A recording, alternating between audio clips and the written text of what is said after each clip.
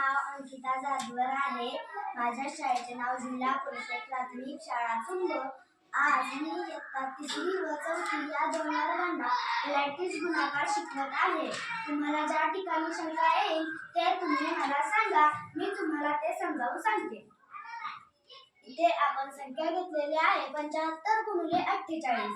तर आपण इथे असे तर इथे 70 आणि 5 75. यासाठी आपण इथे 70 मांडून घेऊया आणि पुढचे 5 इथे मांडायचे.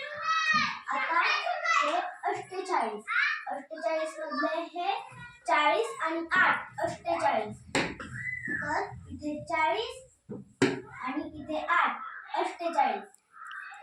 तर आपण इथे शॉर्टकट मध्ये करण्यासाठी हे आणि हे दोन शून्य या घरात मांडून द्यायचे. आता 7चा पाढा 4 पर्यंत आणायचा किंवा 4चा पाढा 7 पर्यंत.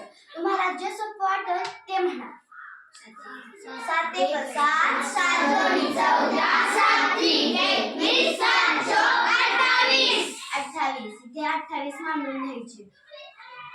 आता हे 5 आहे, त्या 5 ने 40 ला गुणायचं. आता हे 1 0 आहे, ते आपण इथे मांडून घ्यायचं. आता हे 5 आणि हे 4 यांनी एकमेकांना गुणायचं. 5 1 5 5 2 10 5 3 15 5 20. आपण इथे 20 मांडून घेतलेत. आता वरचा टप्पा झालाय, आता खालचा टप्पा करूया. हे 1 0 आपण इथे मांडायचे आणि हे 7 गुणिले 8 किंवा 8 गुणिले 7. 8 1 8 8 2 16 8 3 24 8 4 32 8 45 8 7 48 56. इथे आपण 56 मांडले. आता या 8 ने 5 ला किंवा 5 ने 8 ला गुणूया.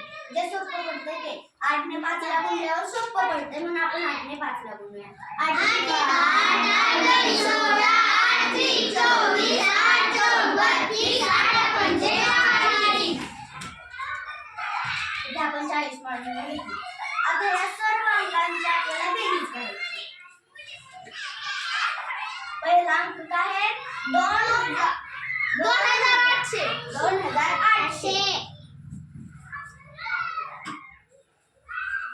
2800 मांडून घेतलं. पुढची संख्या 200. इथे आपण 200 मांडले. आता 560. 560. आता 40. इथे काही सुद्धा नाही, एकही अंक नाही, म्हणून आपण इथे शून्याशी शून्य मांडले. आणि 6 आणि 4 10 येते म्हणून आपण इथे शून्य मांडून घेऊया.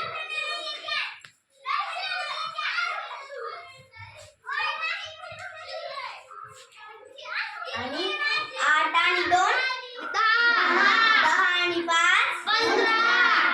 15 ला किती येणार? 5. हातच्या किती येणार? 1. इथे किती? 2 आणि 1 3. आपलं उत्तर आलंय 3500. आपण 3500 आलेलं उत्तर इथे मांडून घ्यायचं.